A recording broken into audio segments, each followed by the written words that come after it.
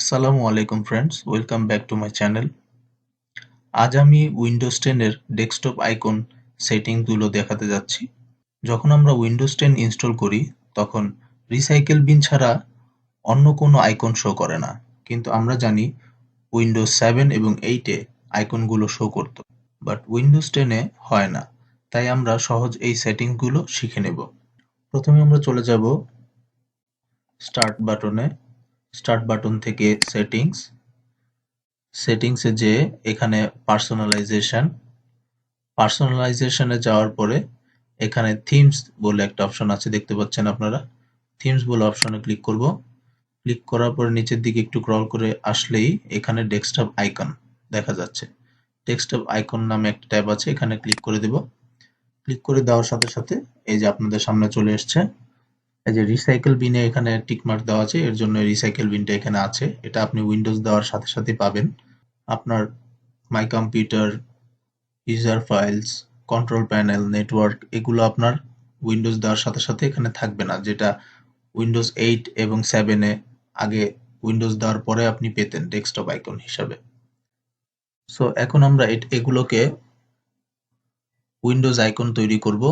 তার জন্য আমাদের এখানে my computer, user files, network, control panel আপনার যেটা যেটা প্রয়োজন সেটাতে আপনি এখানে টিক সাইন দিয়ে দিবেন। দিয়ে জাস্ট এখানে অ্যাপ্লাই করে দিতে হবে।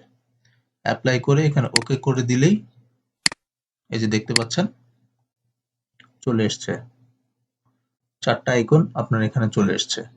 এখন এটার আরেকটা পদ্ধতি আছে। আপনার এখান থেকে সেটিংস এতগুলো অপশনে যেতে হবে না, জাস্ট মাউসের রাইট বাটন ক্লিক করবেন।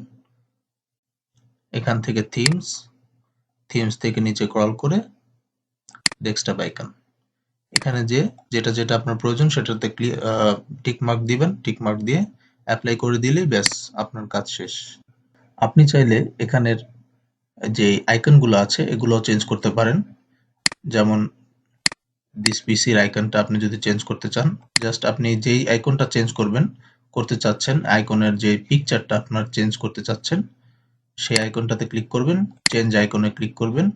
করার পর এখান থেকে যেটা আপনার পছন্দ সেটা আপনি নিয়ে জাস্ট চেঞ্জ করে দিতে পারেন। ধরুন আমি নিতে চাচ্ছি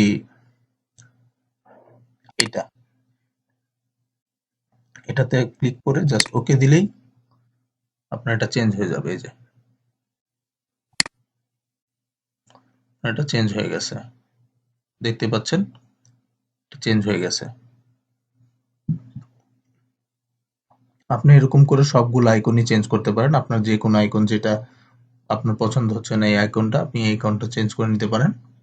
তো ভিডিওটা ভালো লাগলে অবশ্যই লাইক করবেন, কমেন্ট করবেন, and don't forget to subscribe my channel. আসসালামু আলাইকুম সবাইকে।